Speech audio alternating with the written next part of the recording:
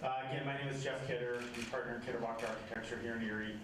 And what we want to show you tonight is an overview of what we've been working on for about the past year with the formerly known GAF site, but now called Bayfront Place. And I got a bunch of images to go through, and we'll just kind of go one by one here, but kind of an overview of what we're going to talk about today is history of site, the process we've been through, the plan, the site plan, how we've broken up the site plan into districts, give you a little tour through the property itself, costs and benefits, and talk about design standards and guidelines. Just a real quick overview of the site, because it's kind of helpful to understand how we got to where we are today and what we have to work with. But you can see here, that you'll see this little timeline on the side, but in 1870, the area outlined by this orange line is the site we have today. So really 130, 40 years ago, this was water. So this is a man-made site. It didn't exist back then, but here's the harbor, Erie Harbor as it looked back in the 1870s, with State Street being right about here. So it was a working harbor. By 1909, here's the site again. It was pretty much just two piers and a little bit of land on the southern edge, but that's the outline of the current site. Here's State Street and the public dock. What's interesting here is this is a waterworks property where the Chestnut Street Filter Building and Administration Building is now, but it was developed as a public park pre-1913. So we have precedents of public parks on our waterfront, and here's a view of it here with the old pump house next to it. By 1939, you can see the two piers are here. It's starting to be filled in. Here's the older shingle plant buildings right there. By 1959, it's creeping out. 1969 is pretty much filled into what we have today. So by 2010, there's the former JF plant. Here's the Sheraton under construction and the bridge.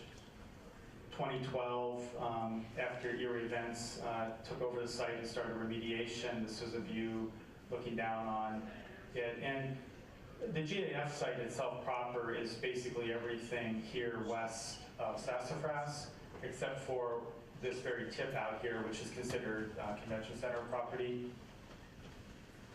By 2014, while the remediation of the site is going on, the public access along the whole perimeter of the JF site was completed. So this is what you see out there now, and that opened up last year.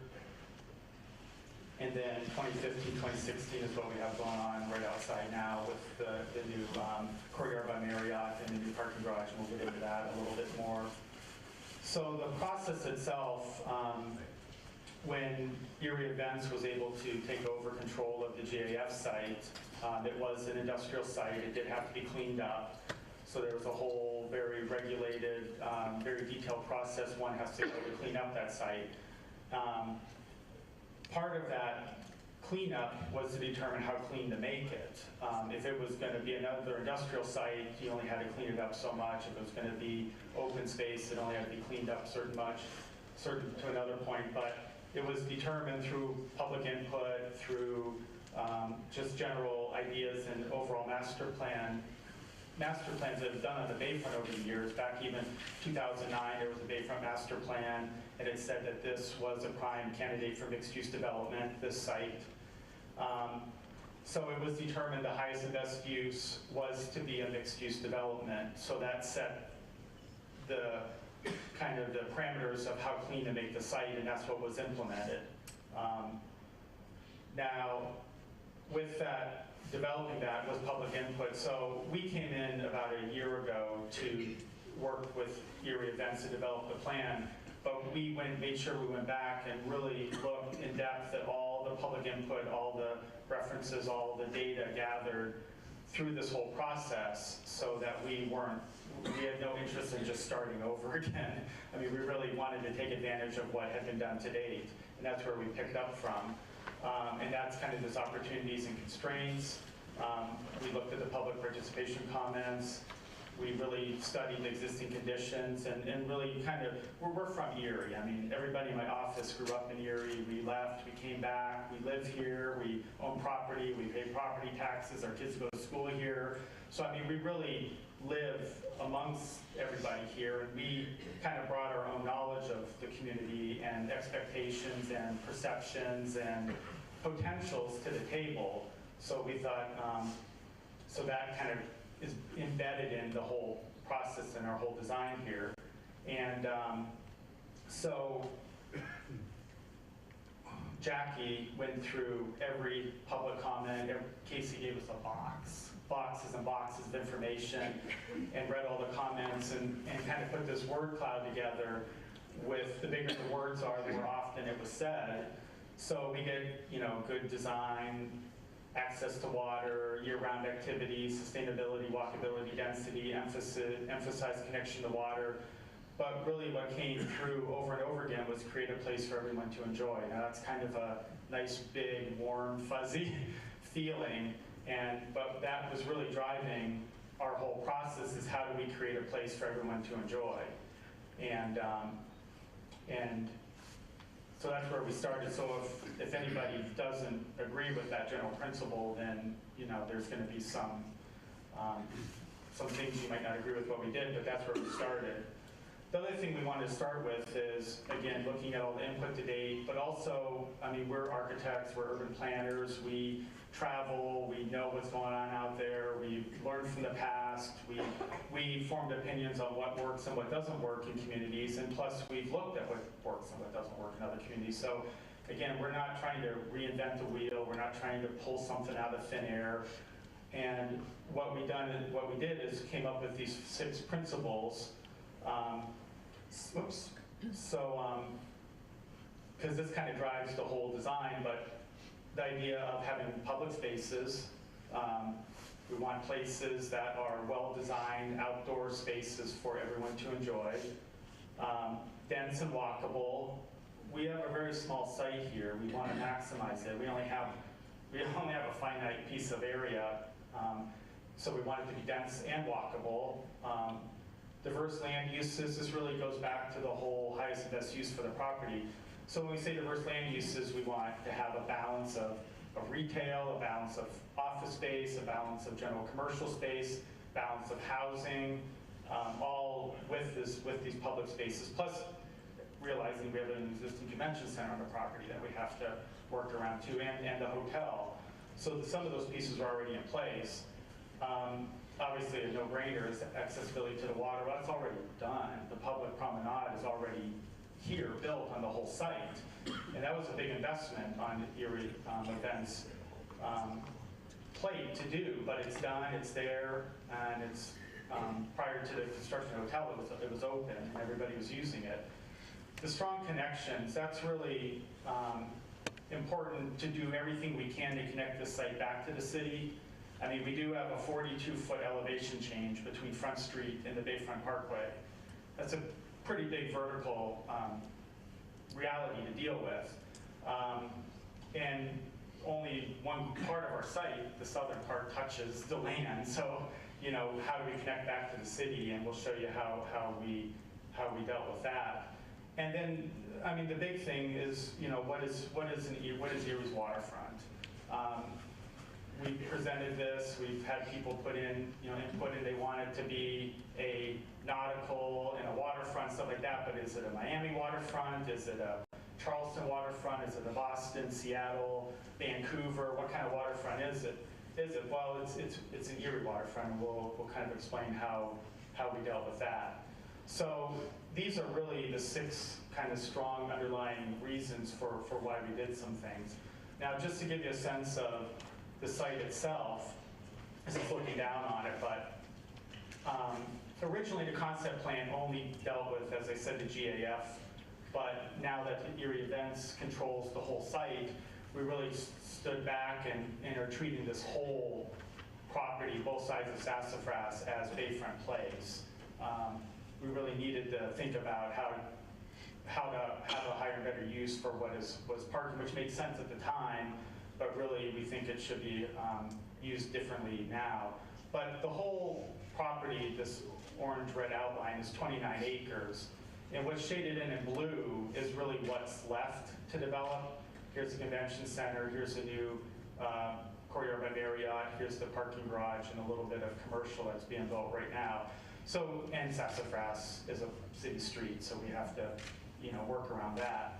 But we have 18 acres of land that's available for development. Just to give a sense of scale, we overlaid the 29-acre footprint over a typical subdivision in Mill Creek, or anywhere, any subdivision in the suburbs. And in that 29 acres is about 50 to 55 single-family homes, just for scale, in a suburban residential development. If you go to Upper Peach Street, where it's strictly retail, commercial development, here's the same outline of the site. Here's Target, Best Buy, Longhorn, Sonic, Delta Sonic, Marshalls. But that's pretty much that whole plaza development there. And so you have maybe 10 or 12 one-story, retail development and a whole bunch of parking. So that's just what you can do with 29 acres in commercial development. Now we overlaid it over downtown, and basically here's City Hall. So our site goes from City Hall up to the ambulance drop-off for the emergency room at Hammett from lengthwise, and widthwise is pretty much from Peach to French. And in that area we have Perry Square, we have an art museum, we have high-rise housing, we have historic buildings, we have a children's museum, apartment complex, and McDonald's. Just think of everything that happens in that area. And so what we did is we just wanted to try to understand how 29 acres are used. And again, we feel that the mixed-use development is the highest and best use for this property. So some of the existing conditions that anybody has to deal with this property is, one, you got Sassafras Street running down the middle, you have the existing convention center, you have the hotel, you have the Bayfront Parkway hovering along the southern edge. You have a 40-foot elevation change right here on the south and a 30-foot high concrete retaining wall. And the water authorities to the west, you have a marina to the east. The water right out here, immediately to the west of the site, is very shallow and full of chunks of concrete and other debris. And we have water on, over about 2/3 of the site of the perimeter. There's also 471 existing surface parking spaces right here in the middle of the site. And prevailing wind and sun and all that kind of stuff. And then sitting up here, 40 feet above, is our West Bayfront neighborhood and Hammett and downtown. So those are all things that come with this site and this location. A couple other existing additions. Obviously, the water's edge is the important thing, and that Bayfront promenade is already in place. We do have the pedestrian, the bikeway, walkway down at grade, and we have the bluff on top. But really the only way to get down to the whole Bayfront right now is State Street, or coming up the one way up the hill at Chestnut Street up to Myrtle area. So stepping back a little bit, the whole discussion of access from city proper to the waterfront, we have that grade T intersection at Cranberry. We now have the walkway coming down the hill here from Cascade.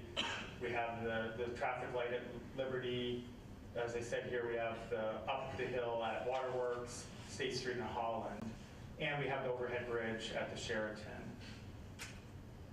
So some of the challenges or realities of this site is, as I said, this property didn't exist 100 years ago. It's on fill, and it wasn't filled, it's filled in water. So there's some soil bearing capacity that anybody building on the waterfront has to deal with. It was a brownfield site, so it's been cleaned up, but there's a cap over top of it. And I'll mention that there's this DNAPL area where there's this kind of tar pitch underground that was way too expensive to remove. And that's right in the middle of the site, and I'll explain that.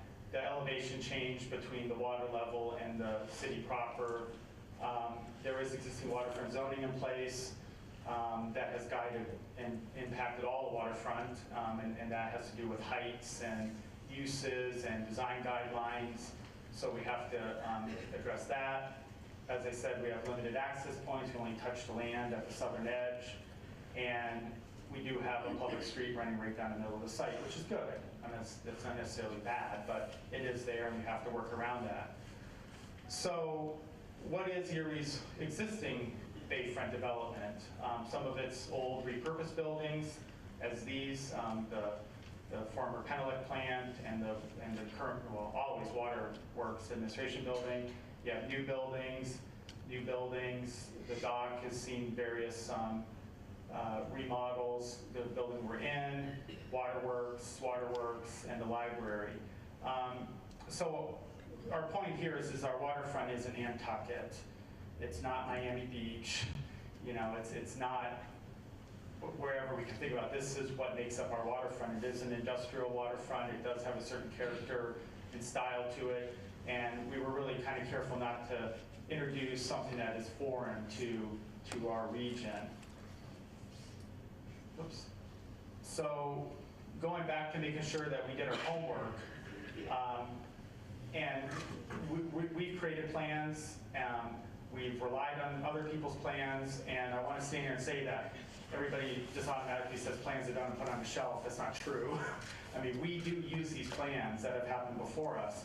So simultaneously, we know Destiny Erie was going on, and that's been completed.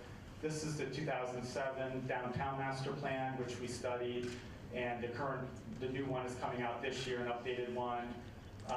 The City of Erie Comprehensive Plan is going on right now, and the PennDOT Bayfront study is going on right now, Bayfront Parkway. So we've attended, the ones that are going on right now, we've attended, we've participated in, and we've shared our ideas with them so that there's a lot of dialogue, a lot of conversation going on, and I want to stand here and say we are talking to each other, we are sharing ideas, and we are implementing ideas from the past that were in line with for this site. So some national trends, and we could have a whole discussion on national trends, but basically consumers are looking for housing and commercial space and walkable locations that offer a whole variety of uses and amenities, groceries, medical, transportation, parks, restaurants, retail. And then, I mean, we all know generational changes with baby boomers, single persons, minority growth, and that there's kind of this overriding thought nationally that 75% of housing over the next 20 years is going to be rental housing. I think the boom of the single-family suburban houses, you know, we got a lot of them. Got a lot of single-family suburban houses that will always be used and always be needed, but really we need to offer variety. I mean, we haven't had a lot of options for people around here for housing options. We also looked at other waterfronts specifically. Allentown is going through a whole reinvention of their waterfront. And they've actually put office buildings along their waterfront, and they've done parking garages inland and then wrapped their parking garages with residential.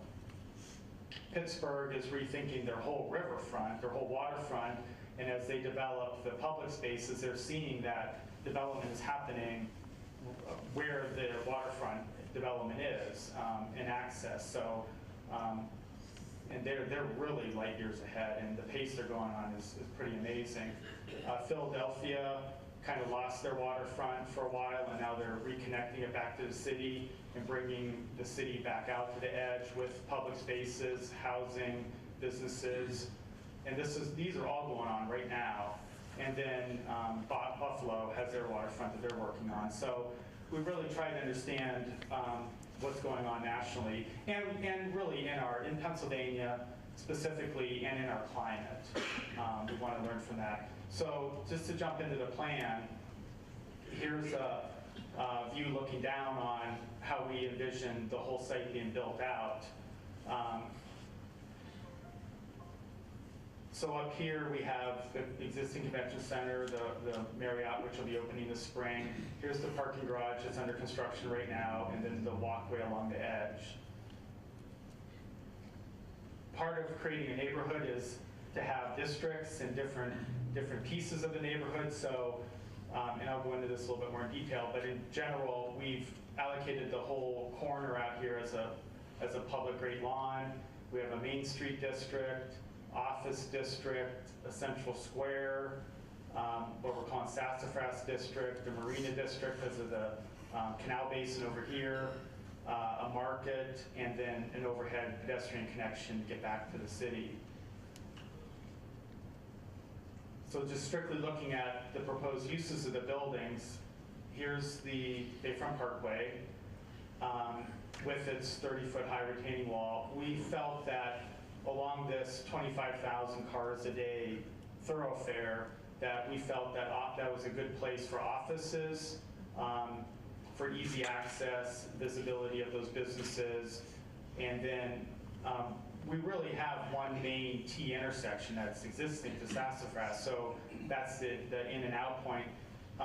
Even in the early concept plan, there was determined a market house, and I'll go into that a little bit more, but that's going to be something that's going to rely on a much bigger population than just this site to support. But as you come into Sassafras, we have, and I'll show you these in a little, maybe I'll just jump to the next one, but basically we're having commercial, residential. We are proposing 2 parking garages and surface parking and a whole street system. Part of it is, these are all multi-story buildings. All the residential is proposed on upper floors, second floor up. And the ground floor where these black bars are is really for ground floor commercial. It used to happen to really have the businesses where the people are and where the access is. So all these boxes of buildings represent 76,000 square feet in office, and I know these numbers don't really mean anything, but the point is that you total them all up, including parking structures, and there's 788,000 square feet of space for just raw data. The site plan, this is a diagram to explain how all these pieces fit together. So the orange represents building footprints. So of the whole site, 32% of the site is covered by a building footprint. The next piece is surface parking. So it would be off the street, it would be pulling the driveway. Surface parking is 15% of the site, and that's represented by this bluish color. Circulation, that'd be roadways. Here's Sassafras, and here's our loop road system, is 12% of the site. And what that leaves is 41% of the whole Bayfront Place site that is green here is what we're calling public open space. So when you add it all up, you get that. Now the public open space is public open space. I mean, it's walkways, it's parks, it's squares, it's hardscape, it's green, it's plants, it's trees, and none of it is fenced in, none of it is gated. It's really pretty much you navigate through this site freely. And a lot of different ways too, and there's other secondary things, but the red represents vehicle access. Blue is the kind of the major pedestrian access points. We have secondary access for vehicles to service the buildings and service the parking lots. We have a dedicated bike lane that connects to the west and to the east bike lane system. And potential, I mean, we envision the bus EMTA running through here, connecting the whole waterfront together. And these are just potential sites for bus stops here at the Market House, here at the kind of the business area, here at the end of SAS, at the Hotel Convention Center hub. Part of getting back, our limited ability to get back to the site is a proposed overhead walkway. And right now, it's not really important if it's open or enclosed or heated or whatever, but the point is that there's an ability to get from the current Bluff development and promenade in downtown and the lower west side neighborhood directly over and onto the property, and then you can go off in all kinds of different directions. So that's what we're proposing there. Parking is always a big concern for people, but what we're showing here is between surface parking, on-street parking, and structured parking, we have just over 1,500 square feet, or 1,500 parking spaces. And if you take all the square footage that we're proposing here per the zoning ordinance, we would have to have 1,500 parking spaces. So we've complied with the zoning for that need. Now, the reason we have 2 parking garages is this. Back up to Target, basically what's colored in red here is 1,000 parking spots, and that takes up 8 acres of ground. We really didn't want to take up 8 acres of Bayfront property for 1,000 parking spaces. So what we want to show here is in 2 500-car parking garages, we can do 1,000 cars in 1.6 acres, which frees up a lot more land on the waterfront to be developed for those open spaces for the buildings. And we just couldn't see sacrificing too much for surface parking, but we did try to find a balance. We put the surface parking at the front door of the convention center, at the front door of the offices, at the front door of the market house, so that the places where people may want to come and go in and out quickly, the convenient parking is there. But if anybody's working or living there or coming to an event here where they're here for hours, they park in a structured parking lot, in a parking structure. We do have some options for off-street parking for bigger events. We do have a Liberty Park Park and Ride, and we have the Hoffman Park and Ride that can provide shuttle service for bigger events. So the districts themselves, I'm just going to run through this kind of quickly, but as we said, we kind of have this office district out by the Bayfront Parkway, and they're just, again, everything we're proposing is within the 50-foot height limit that the waterfront zoning has, although if it's primarily a residential structure, not like a hotel, but apartments or condominiums, anything residential, zoning does allow you to go to 100 foot high, where we're not showing any of that here. So we have office development, what we're calling the market, here at the corner of the southeast corner of the site. Could either be kind of a multi-tenant market, or could be a single business, single model market house there, right there on the corner. And again, that's going to rely on people stopping that are driving by, not just coming to the site. We have a central square. It's part of our idea of having these public spaces, both formal and informal. We're calling it a central square as a formal kind of programmable hardscape, landscape space. And some examples we've been looking at in Rapid City, South Dakota, same climate, cold climate. They have a 24 or a 12-month out of the year type of active park. Campus Martius in Detroit, much bigger scale, but same climate. You know, they have a 12 months out of the year park. Scale-wise, and it's a little hard to see, but this park is about one half of Perry Square. So if you think of the West Perry Square, this is about half of that size. Sassafras District, we have a mix of ground floor retail and upper floor residential along this main drag coming in. The Marina District is primarily residential here overlooking the marina. The Great Lawn out on the corner is really that, a great lawn, kind of just big open space for everybody to enjoy. And here's some examples in other communities. And if you imagine that being a square, that is one half of Perry Square scale-wise, just to understand our local open spaces. So, you know, these aren't sprawling, big, unusable spaces. They're very manageable. We've created a main street here that is lined with ground floor commercial and upper floor, either office or housing, primarily housing here. But we're keeping this, wrapping the parking garages. The intent is that the garages are disguised and they're hidden by buildings. But just to give a sense of what that main street would be like. The waterfront district we're calling right here, where there's these more of kind of wharf buildings that are purely commercial use and lower scale, 1.5 story, that could be restaurants, other type of businesses. The intent here is we keep the water edge a commercial, but we haven't just lined the whole, cut the water off, so there's these little parks between them. And then we have 4-story buildings behind them so that both the lower scale waterfront buildings have the view of the water, and the buildings, the taller buildings behind also have the view of the water. So we're really trying to maximize as much view from all parts of the site as possible.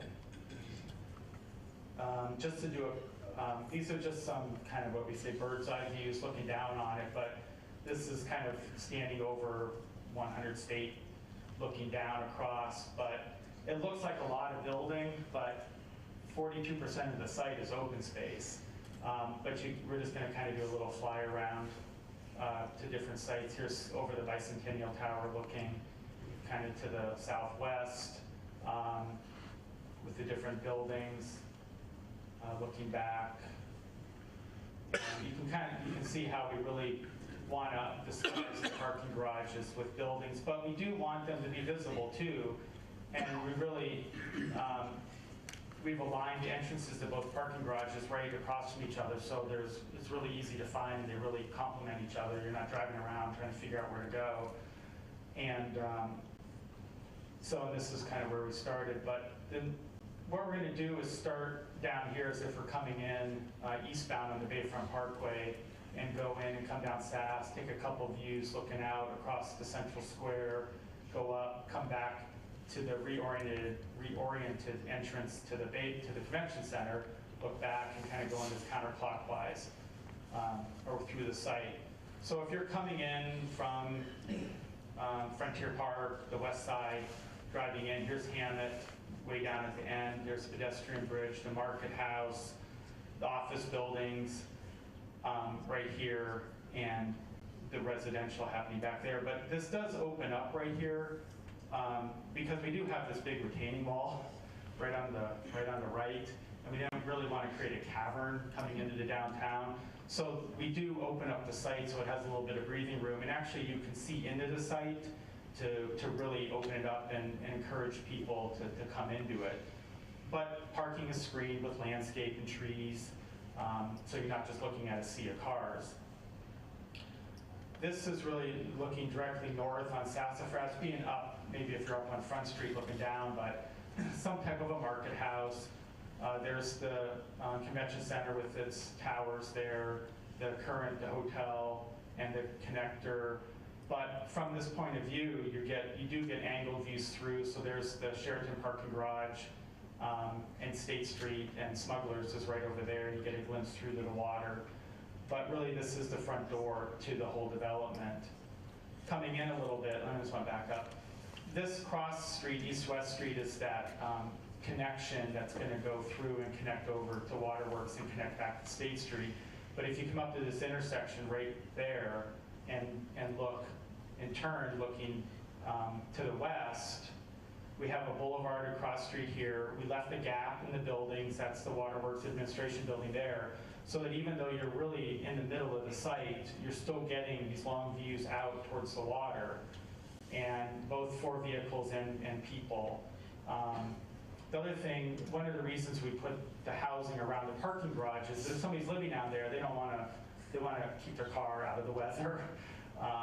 But we're going to have a bunch of garage doors at ground level that everybody has to walk through. So we kept the housing adjacent to the parking garages so that you park in the garage and you walk across, in this case, over a service drive, over a enclosed bridge into your building here. Other ones, we have the housing right up against the garage. Again, if you're coming up Sassafras, we were just looking over here, but here's our central square, lined with buildings. Again, another gap, so that, again, you get the diagonal view directly out to the bay and Presque Isle in the distance. And that access is strictly a pedestrian walkway. That's not cars. And this is in the square looking back out towards the water. If we turn and continue north on Sassafras, the current garage is under construction, is right here, and this is the current driveway into the parking garage. And right now we're building levels 1, 2, and 3, but the garage is designed to have 2 additional levels on it when the demand is there. And It also might look a little weird because it's set back from sassafras, but that's because we're kind of land banking the strip of land here to actually build buildings up against it, again, when the market demands, so that the garage doesn't become a dominant feature. Now here's the other garage here in the future that we need to meet that parking count.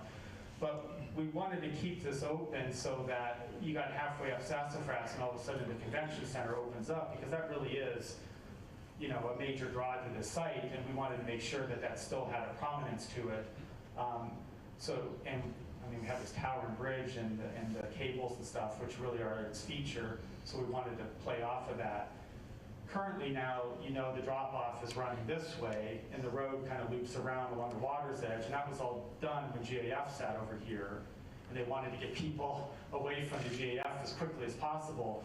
Well, that isn't there anymore, and so we want to shift the entrance so that Sassafras is the main thoroughfare in, and we've turned the drop-off for the convention center going east and west instead, rather than north and south. So this would be the front door, and this has a direct link to the hotel. We're kind of a little bit out here, but if you go back to where this current road is out here now, this drive along here, we want to put that with a building, multi-floor residential building that overlooks the marina, and the public access is there and would stay there. So if you come out of the new convention center drive and head due west, the new hotel that's under construction is over here, and that part right there is what is being built right now as part of the parking garage. It's a tall one-story commercial space, but it's being designed so that floors can be added on top of it. Its roof is basically built as a floor, so that, again, when demand is there, we can add floors and ideally put residential on top of it with a direct connection to the parking garage behind it. But as you come through, drive through here, there's the bay out there, and the Great Lawn is right over here. So if you're out on the current public access walkway to point out there and look back, here's the tower, the Great Lawn, the buildings, the wharf, the waterfront buildings, and that Main Street sneaks in back behind there. So or how we've been going counterclockwise, this is the Main Street with the low buildings and the tall buildings, ground floor commercial, upper floor housing. We also we have enough gridded streets in Erie that we wanted to take advantage of putting little bends in it and make it a little more interesting. So the street does turn, but we can terminate it with a building, but you still get a glimpse of the city up behind it. As you walk along this Main Street, we have these little pocket parks between the waterfront buildings that again let you have glimpses back out. Turning around, these wharf buildings would have outdoor dining area. On the water side too, we do have a slight elevation change, a couple feet, so these can be up a little bit so you can look over the people on the water, on the public access. And again, these are some of these parks that kind of reach through the site. We were back here, that kiosk was here, we were looking out, but if you're out on the water's edge looking back, you do get this kind of framed view back to the city. So there's 100 State, Hammett, the pedestrian bridge, and the new buildings. And then this is back out more on the waterworks property, but looking back across the water at this whole western edge of the site. So with that 788,000 square feet, estimated construction could be 200 to 300 million, just kind of using round numbers. And community benefits, really our goal was to create all the buildings that we've shown on here, other than the parking garages, are really intended to be property tax paying buildings. We need them and we want them, and that's the whole goal. So they would be built by individuals and have uses in them that would be paying property tax. There's short-term, long-term jobs, public amenities, local regional destination, mixed use, the connections, cleaning up a brownfield site, and basically continuing the improvement of the waterfront. Part of having this all happen in a somewhat controlled manner is part of our charge is to create standards for the site development for the public spaces so that there's uniformity of lighting, paving, site furniture, trash cans, signage. So you have elements like this that are going to be in place so that as it gets filled out, there's a continuity to it. And then also design guidelines. Now, design guidelines they don't limit creativity, but they do allow an ability that over time, as the property develops, that there's some cohesiveness to it and some organization. And if I owned a building, I would want somebody building a building next to me that had to follow the same rules just to protect my investment. So that's why I think guidelines are good. And there's already an architectural review process required in the waterfront zoning. So we're going to kind of pair those together. That's kind of the official presentation. We do have a website up that all these images are available on. The one thing I did kind of forget to say with housing is that we're not specifically saying there should be so many rental housing, so much for sale condominium. We're just saying there should be housing at different spots and different types of buildings on here. It's really the market and who's going to build the buildings is going to drive what the market. So if somebody wants to go through the process of getting affordable housing tax credits, they could just as well build a building down here. If somebody wants to do market rate for sale housing, they can do that. If somebody wants to build an apartment building, they can do that. That's not up to us to say how much of what to do, but we're just saying it should be on this part of the site, it should have this kind of general form, and it should have this relation to other parts of the site. I think that's the end of the official presentation.